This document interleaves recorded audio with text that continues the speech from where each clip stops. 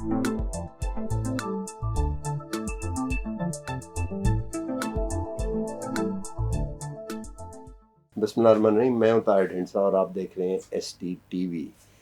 8 अरब लोग दुनिया में हो चुके हैं, पहली दफ़ा हुआ है। और सर्वे ये बताता है UN का कि सस्टेनेबल नहीं है फूड उनको खिलाना। कुछ लोग जो हैं वो भूखे रह जाने का इम्कानात है। कुछ से मुराद है big percentage of global population. इसका एक तरीका ये है कि एक तो प्रोडक्टिविटी बढ़ाई जाए, दूसरा ग्रेन्स की जो ट्रेड है across boundaries and regions and borders उसको फैसिलिटेट किया जाए, और नए मेथड भी इंट्रोड्यूस करवाए जाए। पाकिस्तान एक ऐसी जगह है कि हिमालय से उतरते ही ह्यूज फर्टाइल प्लेन है, कैनाल कमांड एरियाज बहुत सारे हैं और पानी बहुत है। हम उसको स्टोर ना कर सकें तो एक अलग बात है।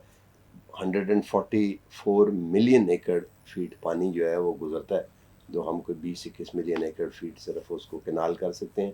और अगर ना करें तो एक्वा फॉर्स तो वो है करने के लिए। उसी सिलसिले में कॉरपोरेट फार्मिंग जो है वो एक बज़ वर्ड बन गए कि कॉरपोरेशंस की तरह ज़मीन को, एग्रीकल्चर को कंपनियां या इंडिविजुअल चलाएं, उसकी प्रोड्यूस को जहां मर्ज़ी बेचें और लेबर जहाँ से मर्ज़ी लाएं और रेगुलेशन के मुताबिक।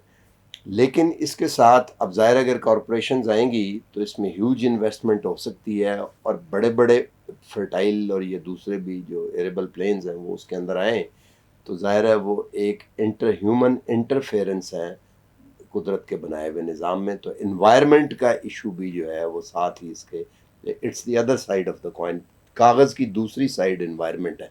ज़ाहिर है हम ग्लोबल प्लैनेट से एक्सट्रैक्ट करेंगे सारा कुछ, तो ये लॉन्ग टर्म है।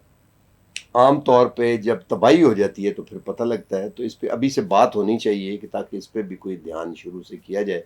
मुझे कोई बता रहा था, मैं खुद तो एक्सपर्ट नहीं हूँ, कि अगर आप ये जो ठेके पे दे दें ज़मीन और वो 4 साल गोभी की फसल 2-2 3-3 ले लें तो ज़मीन जो है वो परमानेंटली फारग हो जाती है, फर्टाइल रहती नहीं। और उसको दोबारा से रिजुविनेट करना जो है वो नियरली इम्पॉसिबल, वो उसके ग्रेड उसका नीचे चला जाता है सारा। हमने आज एक एक्सपर्ट को दावत दी है जिनका 20-25 साल की इस एरिए में स्टडी भी है कि किस तरह कीजिए एग्रीकल्चर पे। उन्होंने मुख्तलिफ रेवोल्यूशंस को भी देखा है, ग्रीन रेवोल्यूशन और टिलिंग एंड अदर थिंग्स। और ख़ुद भी वो एक ऑर्गेनिक फार्म साउथ सेंट्रल और साउथ पंजाब के दरमियान में एक जगह है जहाँ पे वो चलाते हैं और कॉर्पोरेट फार्मिंग पे वो काम कर रहे हैं। नदीम इकबाल साहब, वेरी वार्म वेलकम। थोड़ा सा हमें बताएं कि जो कॉर्पोरेट फार्मिंग है इसके और क्या पैरामीटर्स होंगे जो कि आप समझते हैं कि जिसका भी से ध्यान करना चाहिए। लेकिन ये कॉर्पोरेट फार्मिंग में सबसे पहले तो आपको ये देखना है कि हमारा जो एक्चुअली चैलेंजेस को देखना पड़ेगा। इस चीज़ को देखने के लिए पाकिस्तान के जो एग्रीकल्चर चैलेंजेस है ना, अगर आप जितनी भी गूगल करेंगे, इवन चैट जीपीटी चैट से भी पूछेंगे, तो वो आपको एक बड़ा रन ऑफ द मिल जो है ना, एक ट्रेडिशनल किस्म के आंसर्स आपको मिल जाएंगे। पानी, वेदर चेंज, इस तरह की चीज़ें आ जाएंगी। लेकिन हमारे जो कोर इश्यूज है ना वो इससे बढ़ गए। हमारा सबसे बड़ा कोर इशू ये है कि हमारा फार्मर जो है वो अब इंटरेस्टेड नहीं है फार्मिंग, खास तौर पे उसकी नई जनरेशन। वो अपनी ज़मीन बेच के कहीं जाना चाहता है और कुछ और काम करना चाहता है, अर्बनाइज होना चाहता है। ये जो लॉन्च में डूबे हैं ये सारे फार्मर्स के बच्चे थे। 30-32 लाख रुपए जो किसी एजेंट को दे देते हैं, वो एक किला बेचते हैं और चले जाते हैं। तो एक तो ये है, लेबर शॉर्टेज है।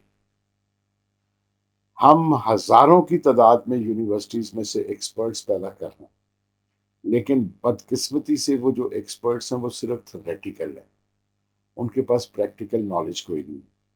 कोई भी एक यूनिवर्सिटी ऐसी नहीं है जो कि जिसके साथ प्रैक्टिकल फार्मिंग होती हो। अगर होती भी है तो बड़े छोटे स्केल के ऊपर है। जबकि एग्रीकल्चर जो है वो है लाइक ए मेडिकल कॉलेज के साथ हॉस्पिटल का होना, टीचिंग हॉस्पिटल, टीचिंग फार्म होना जरूरी है। तो एक तो वो जो बच्चे आते हैं उनकी कैपेसिटी नहीं होती। फैसलाबाद में तो है मेरा ख्याल। फैसलाबाद में again it's theoretical, it's just theoretical. आपको उनको लेके इन्वेस्ट करना पड़ता है। अच्छा, हमारे यहाँ पे एक जो मेरे ख्याल में सबसे सक्सेसफुल बिजनेस मॉडल है कॉर्पोरेट फार्मिंग में, अगर देखना हो, बहुत से हैं, 2-3 है। निशात चूनिया جو ہے انہوں نے نشاط میں اپنا ڈیری میں بھی اور ایگریکلچر میں کر رہے ہیں. لیکن اس سے پہلے کا جو سکسیس سٹوری ہے that is Jahangir Greens, cane farming, mango farming, اور دوسری اور وہ میکنائز کر رہے ہیں اور ان کی جیلز جو ہیں بڑی ہائی ہیں. اور انہوں نے یہی بچے لے کے تو آج سے کوئی 10 سال پہلے انہوں نے ٹرین کروائے باہر سے، امریکہ سے لوگوں کو بلا کے، اور آج وہ لوگ ٹریننگ کے بعد فارم چلا رہے جس فارم کی آپ پہلے بات کر رہے تھے وہ انہوں نے پیوٹ شیوٹ وغیرہ لگا کے 2 فصلیں تو وہ جلا چکے ہیں. سر دیکھیے یہ جو پیوٹ ہے نا، یہ پیوٹ ہر فصل پہ نہیں چلتا. پیوٹ کے لیے کچھ اس پہ ہم بعد میں آتے ہیں، پہلے بات کریں کارپوریٹ فارمنگ سے کوئی انوائرمنٹ کے ایشوز بھی ہمیں فیس کرنے پڑ سکتے ہیں. اس وقت جو بظاہر نظر آ رہا ہے کارپوریٹ فارمنگ جس طرح کی سمجھ میں آ رہی ہے وہ ایک بہت بڑا انوائرمنٹل ڈیزاسٹر کی طرف لے جا رہی ہے. مثال کے طور کے اوپر ہمیں پتہ چلا ہے اور دیکھنے میں آیا ہے کہ جو چولستان کا ایریا ہے وہاں پہ آپ سارے ڈیزرٹ کو، ٹبوں کو، ٹیلوں کو ختم کر کے وہاں پہ آپ کارپوریٹ فارمنگ لے جا رہے ہیں. اب وہاں پہ دیکھیں ڈیزرٹ ہے اور ہارڈ کور ڈیزرٹ ہے، ادھر ایک انوائرمنٹ ہے، اور وہ اگر آپ اس انوائرمنٹ کو بدل دیں گے اور اوپر سے کلاؤڈ آئونائزیشن کے تھرو بارشیں بھی کروائیں گے تو آپ کیا کریں گے؟ انوائرمنٹل ڈیزاسٹر کریں گے نا. ڈیزرٹس جو ہیں وہ دنیا کے اندر جو ممالک ہیں، امریکہ اپنے ڈیزرٹس کیوں نہیں ختم کر لیتا؟ اس کے پاس بہت ٹیکنالوجی ہے، ٹیکسس، اوٹا، ساری جو میکسیکو سائڈ ہے وہ پڑی ہے، لیکن انہوں نے اس کو چھوڑا ہوا بیکاز انوائرمنٹل بیلنس کریٹ کرنے کے لیے. وہاں پہ ہمارا وائلڈ لائف ہے، وہاں پہ لائیولی ہوڈ ہے، وہ کہاں جائے گا؟ تو بات پہلے بھی یہ ہوئی کہ ہمیں اس کی ایگرو اکانومی جو ہے ایگزسٹنگ اسی کو انہانس کرنا ہے. اگر وہاں پہ 200 بکریاں پال رہا ہے کوئی، 20 بکریاں پال رہا ہے یا 20 اونٹ پال رہا ہے، تو ہمیں چاہیے کہ وہ 200 بکریاں اور 200 اونٹ پالے اور اس کی جو بائی پروڈکٹس ہے اس کو ویلیو ایڈ کر کے ویلیو ایڈیشن کی صورت میں ہم مارکیٹ میں لے کے جائیں، ایکسیس دیں اس کو مارکیٹ میں اور ایکسیس دیں ایکسپورٹ میں. تو وہ foreign exchange earner it self ہے. آپ وہاں پہ گندم کی فیزیبلٹی یا کسی دوسری کراپ کی فیزیبلٹی نکالنے اور آئیں میرے ساتھ، اس کی جو ڈیری لائف سٹاک کی ہے اس کی فیزیبلٹی دیکھیں، آنکھیں کھل جاتی ہیں انسان. لیکن انفارچونیٹلی ہمارے ہاں اتنا سپرفیشل کام ہوتا ہے کہ ہم فیزیبلٹی اسٹڈیز اور ان ڈیپتھ اسٹڈیز میں تو جاتے نہیں. لانگ ٹرم تھنکنگ ہماری ہوتی نہیں، ہم تو شارٹ ٹرم ہے. اس وقت ہمیں پیسہ آ رہا ہے، پیسہ پھینک تماشا دیکھ والی صورت حال ہے کہ ہمیں پیسہ مل رہا ہے اس لیے ہم بلائنڈ ہوئے بیٹھے ہیں اور کسی قسم کی لانگ ٹرم تھنکنگ نہیں کرتے. یہی لانگ ٹرم تھنکنگ ہم نے 1960s میں ایوب ایرا کے اندر گرین ریولوشن کے شوق میں نہیں کی تھی. تو آج اس گرین ریولوشن کا رزلٹ یہ ہے کہ آپ کے ہاسپٹلس بھی بھرے پڑے ہیں، آپ کی سوائل لینڈ برباد ہو چکی ہے جس کو ریجنریٹو ایگریکلچر کی بہت اشد ضرورت ہے. تو یہ تو کارپوریٹ فارمنگ میں جو آ رہا ہے غیر آباد زمینوں کو آباد کرنے کا، سب سے پہلے تو جو آباد علاقے ہیں، جو گرین ایریاز ہیں، وہاں پہ ڈسٹرکشن بند کریں. وہ تو پاسبل نہیں ہے. کیا پاسبل نہیں؟ پاسبل آپ دیکھیں نا، جو مشرقی اسلام آباد ہے، مشرقی اسلام آباد ہے، اسلام آباد کے 4 حصے کریں تو جو ویسٹ ہے اس میں F8 F6 7 یہ سیکٹر تھے، سیچوریٹ ہو گئے ایئرپورٹ نئے تک. جو صدرن اسلام آباد تھا وہ PWD اور ہائی وے کے ساتھ جین ڈیفنس وہ لاہور روڈ تک سیچوریٹ ہو گئے، جگہ نہیں رہی. جو نارتھ اسلام آباد ہے وہ گرین ہے. ایسٹ اسلام آباد جو ہے ایسٹرن مشرقی اسلام آباد تھا وہ تھا فارم ہاؤسز ہوں گے، اب وہاں پہ آبادی شروع ہو گئی. زون 4 جو ہے تو وہ اس لیے اب میں وہاں پہ رہتا ہوں کیونکہ مجھے پتہ ہے اس کے قریب میرے گھر سے 3 منٹ کی واک پہ جو ہے وہ زمین ہے جہاں فصلیں لگتی ہیں، کنٹری سائڈ ہے ساری.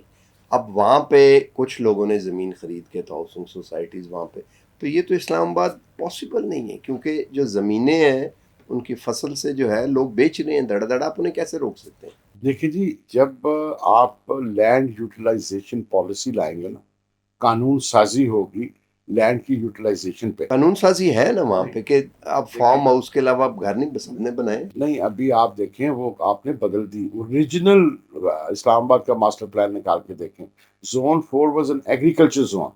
اور یہ جب سٹیز بنائے جاتے ہیں یا ہاؤسنگ سوسائٹیز بنائی جاتی ہیں اس میں یہ ایویلیوٹ کیا جاتا ہے کہ how many number of houses اور apartments how many number of people living ultimately, اس کی فل کیپیسٹی کیا ہے، اس کے مطابق اس کو کتنے فوڈ کی ضرورت ہوگی، اس فوڈ کے حساب، اس کیپیسٹی کے حساب سے ادھر ایگریکلچر زون دیا جاتا ہے، جیسے زون 4 بنایا گیا. اب اس کو مینٹین کرنا ہوتا ہے.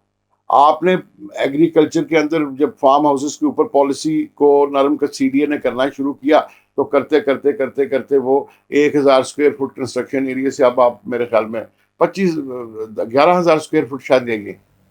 تو آپ نے ادھر ہاؤسنگ کو انکریج کیا. ریگولر کینال کیا 10 جی 10 15 اب کینال 10 اب وہ ہاؤسنگ سوسائٹیز وہاں پہ پارک ویو سٹی ہے. جی پولیٹیشین ایک ہمارے مشہور انہوں نے بنائی ہے وہ ریگولر.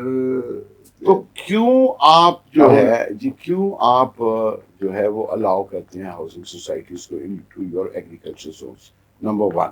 نمبر 2، جب آپ کی پالیسی ہوگی تو اس میں یہ ہوگا کہ ایک ہاؤسنگ سوسائٹی جو بن رہی ہے، let suppose D H A Multan جو کہ ایگرو ایریا میں ہے، ڈی ایچ اے اور سٹی ہاؤسنگ ٹائپ گجرانوالا، تو پھر ان کی اسٹڈی کے اندر یہ ہوگا کہ اتنی بڑی سوسائٹی آپ ہاؤسنگ بنا رہے ہیں، where is your agriculture zone? You must have an agriculture zone. Without that, you cannot get an approval. تو یہ چیزیں ہیں جو اگر پالیسی ساتھ صحیح ہو. کیا کیا جائے؟ دیکھیں مہمت اسکیل ہے بڑا مہمت. کیا کیا جائے کہ جو آپ پالیسی کہہ رہے ہیں اس کی امپلیمنٹیشن ہو سکے اور سٹیک ہولڈرز جو ہیں انہیں اکٹھا کر کے وہ اسے اپروو بھی کر سکیں؟ لیکن جی پہلے تو چیز یہ ہے کہ ایک اور میں چیز پہلے ایڈ کر دوں اسی سلسلے میں، کارپوریٹ فارمنگ جو یہ غیر آباد زمینوں کو کہہ رہے ہیں، آپ کے پاس اگر پاکستان کی موٹر ویز، ہائی ویز اور ریلویز کی گرین بیلٹس اگر آپ دیکھیں تو یہ ملینز آف ایکڑز بنتا ہے. اگر آپ انہی کو آباد کر کے تو آپ بہت کچھ کر سکتے ہیں، رادر دین کہ آپ ان غیر آباد لوگوں ڈیزرٹس میں جہاں انوائرمنٹل ڈیزاسٹر ہوتا ہے. انوائرمنٹ کو مت چھیڑیں، انوائرمنٹ ریونج لیتی ہے. یہ جو فلڈز اور یہ جو کلائمیٹ چینج ہے، دس از بیسیکلی ریونج ہے. یہ قدرت اپنا انتقام لینے آئی ہے، اور قدرت جب انتقام لیتی ہے تو پھر ایریزونا کے جنگلوں کو بھی جلا دیتا ہے، پھر اس کے آگے کوئی ٹیکنالوجی ٹکتی نہیں ہے. تو اس لیے اس کو ذہن میں ضرور رکھیں کہ اس وقت the nature is on a trip of revenge. وہ آپ سے انتقام کے چکر میں ہیں اور آپ اس کو مزید ڈسٹرب کرنے جا رہے ہیں، بجائے انوائرمنٹ کو ریسٹور کرنے کے آپ مزید کر رہے ہیں. تو اس کی جگہ یا تو آپ کے پاس جگہ نہ ہو، یا آپ کے پاس پلینس فرٹائل لینڈز نہ ہوں. آپ کا پرابلم فارم ایفیشنسی کا ہے، ییلڈ کا ہے. آپ کو ییلڈ انکریز کرنی ہے، آپ اس کو انکریز کروائیں. اگر آپ 100% نہیں انٹرنیشنل لیول کے اوپر لا سکتے، 80% پہ بھی لے آئیں گے تو آپ کا فوڈ کرائسس ختم ہو جائے گا. آپ ایکسپورٹ کر سکیں گے، آپ کی امپورٹس بند ہو سکتی ہیں. یہ سارا اسی لینڈ پہ ہو سکتا ہے جو کہ لینڈز آلریڈی سونا اگلتی موجود لینڈز ہیں.